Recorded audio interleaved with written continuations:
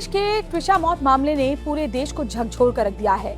इस मामले में सबसे बड़ा अपडेट जो सामने आया वो ये कि अब मध्य प्रदेश सरकार ने सीबीआई जांच की सिफारिश कर दी है, यानी कि इस पूरे मामले की जांच अब सीबीआई करेगी। लेकिन ये जो केस सामने आया इसने पूरे देश को इमोशनली एक कनेक्ट किया। पूरा देश इससे इमोशनली जुड़ने लगा। अपनी बहन बेटियों की फिक्र हर घर में, हर परिवार में होने लगी। ऐसा क्यों हुआ?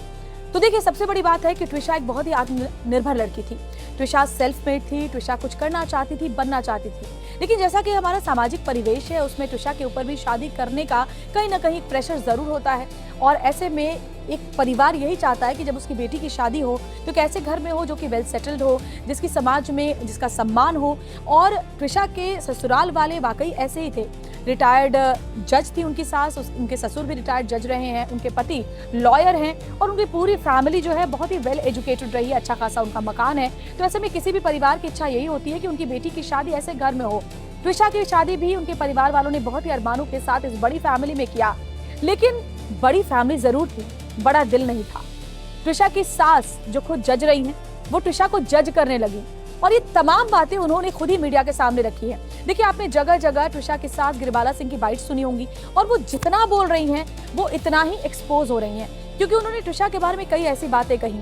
उन्होंने कहा कि ट्विशा प्लांट्स में पानी नहीं डालती थी, ट्विशा पूजा पाठ नहीं करती थी, ट्विशा खाना खाती थी तो प्लेट वहीं छोड़ देती थी। इसके अलावा उसके कैरेक्टर को लेकर भी उनकी सास की कई बातें सामने आई है। हालांकि हम उसकी पुष्टि नहीं करते ऑडियो की सत्यता की, लेकिन फिर भी मीडिया में जो उन्होंने बाइट्स दी उससे ये समझा जा सकता है कि वो लोग ट्विशा को किस तरीके से जज कर रहे थे और ट्विशा कैसे मेंटल प्रेशर में रही होंगी। उसका पर्सनालिटी ड्यूअल था। उस ड्यूअल पर्सनालिटी में मैंने तो एक ही बार उसका रूप देखा जब अपने आप को पीटने लगी। फॉर नो राइम और रीजन बैग्स पैक किया, मुझे जाना है और वहां जाना है जहां कोई भी नहीं, माने उसके पेरेंट्स भी नहीं थे। पेरेंट्स के नाम पे वो कहती थी मेरे भाई से भी झगड़ा हो गया, मुझे नसीराबाद भी नहीं जाना है। तो यहाँ रहो ना। यहाँ रहने के लिए 2 दिन ठीक रहता था, तीसरे दिन पल में तोला पल में माशा, ऐसा उनका एटीट्यूड था। एक चैट उनकी मदर के साथ जो दिखाई जा रही है, कोर्ट में भी वकील ने उस चैट का जिक्र किया। जो अग्रिम जमानत खारिज हुई उस ऑर्डर में भी उस चैट का जिक्र है। उस चैट को लेकर आप क्या कहेंगे? वो लगातार अपने पेरेंट्स से कह रही थी कि वो प्रताड़ित हो रही है और तरह तरह के इल्जाम लगाए जा रहे हैं उस पर, मानसिक रूप से परेशान थी। देखिए, चैट में भी उसके 2 व्यक्तित्व प्रकट होते हैं। अगर आप गौर से देखेंगे, उसका एक तरफ बोल रही है कि मैं प्रताड़ित हूँ, दूसरी तरफ जा क्यों नहीं रही है। एक बार कैंसिल उसने, क्योंकि मुझे टिकट भेजा कि मामा मैंने कैंसिल, मैं जाने वाली थी लेकिन अब कैंसिल करा रही हूँ। पढ़ी लिखी लड़की जो 5 महीने में 5 बार दौड़ दौड़ के घर गई है, परेशान थी तो कोई बाधा नहीं थी जाने में।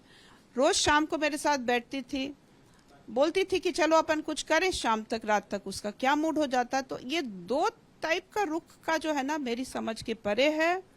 It is a clear case जहां पर उन्होंने ऐसा एक हमारे खिलाफ ऐसे षड्यंत्र सा रचा just to gain some mileage, क्योंकि उनके विरुद्ध भी इतने मैटर्स हैं कि यदि खुलासा हुआ तो they will have no face.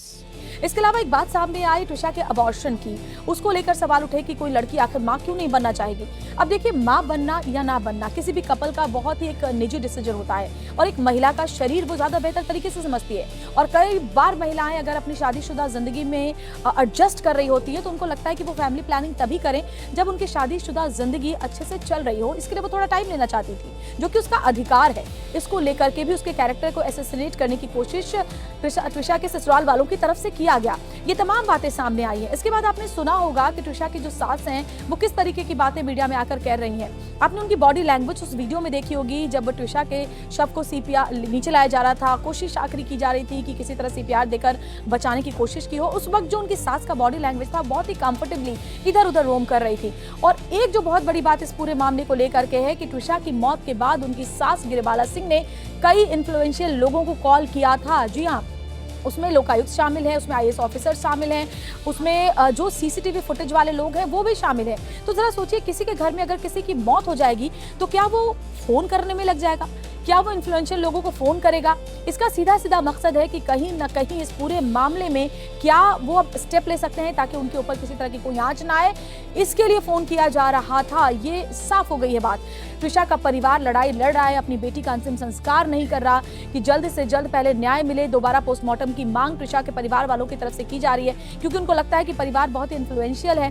तो उन्होंने जो पोस्टमार्टम की पहली रिपोर्ट है उसमें भी छेड़खानी कार्रवाई होगी, और इसीलिए जो रिपोर्ट है उसमें ये साबित नहीं होता है कि त्रिशा की मौत में किसी तरह की कोई साजिश रही होगी।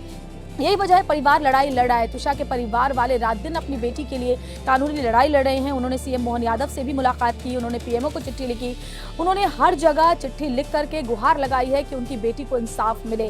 लेकिन आपने जब उनकी सास यानी त्रिशा की सास की बातें सुनी होंगी तो क्या आप समझ सकते हैं कि कोई ऐसी महिला जिसने अपनी घर की बहू को खोया हो, वो इतनी कंफर्टेबली कैसे बात कर सकती हैं, वो इतनी दिमाग कैसे लगा सकती हैं। और सबसे बड़ी बात है कि देखिए, ये भी खबर मिली है कि त्रिशा अपनी मौत से कुछ घंटे पहले ब्यूटी पार्लर गई थी, हजारों रुपए का वहां पर पेमेंट किया था। आप सोचिए, जिसको सुसाइड करना होगा कुछ घंटे बाद, वो ब्यूटी पार्लर जाके तैयार क्यों होगा?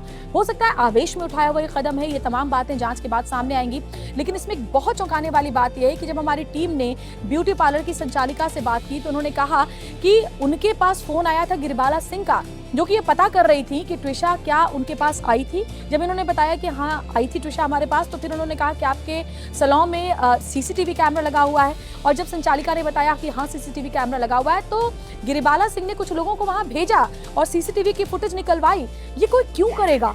जिसके घर में मौत हो जाएगी वो जगह जगह से सीसीटीवी जुटाने की कोशिश क्यों करेगा? तो अहम सवाल है, क्या कोई ऐसा सबूत जिसको छुपाने की कोशिश की जा रही है? क्या छेड़खानी की जा रही है सबूतों के साथ?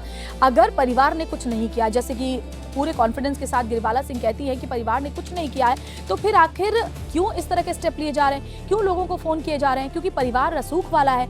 ऐसे में हर किसी को डर इसी बात का है, खासतौर पर त्रिशा के परिवार वालों का, कि वो जांच को प्रभावित कर सकते हैं, सबूतों को प्रभावित कर सकते हैं। अग्रिम जमानत पर त्रिशा की सास हैं और वो सबूतों से छेड़छाड़ लगातार कर सकती हैं। इस तरह की तमाम आशंकाएं त्रिशा के परिवार वालों को है। बहरहाल बहुत जरूरी है कि अगर बेटियां अपने ससुराल में खुश नहीं हैं तो उन्हें फौरन वापस लाया जाए। उनको एडजस्ट करने के लिए, उनको इग्नोर करने के लिए ना कहा जाए। जैसा कि त्रिशा के चैट में हमने पढ़ा कि उसकी मम्मी ने उनको ये कहा था कि आप इग्नोर करो, लेकिन इग्नोर कितना कोई करे? ये बात त्रिशा ने लिखी थी कि मैं कैसे इग्नोर करूं जब मुझसे ये कहा जा रहा है कि जिसको तुमने अबॉर्ट किया वो मेरा बच्चा नहीं था। त्रिशा पूरी तरह से टूट चुकी थी। और क्या त्रिशा ने मानसिक दबाव में आके सुसाइड किया है या फिर उसकी मौत के पीछे किसी साजिश की आशंका है? ये तमाम बातें अब उम्मीद है कि सीबीआई जांच के बाद साफ हो पाएगी। खबरों की रणभूमि में यहां शोर नहीं सोच लड़ती है, जहां शब्द नहीं फैक्ट्स वार करते हैं और हर सवाल खोलता है सच की नई परत।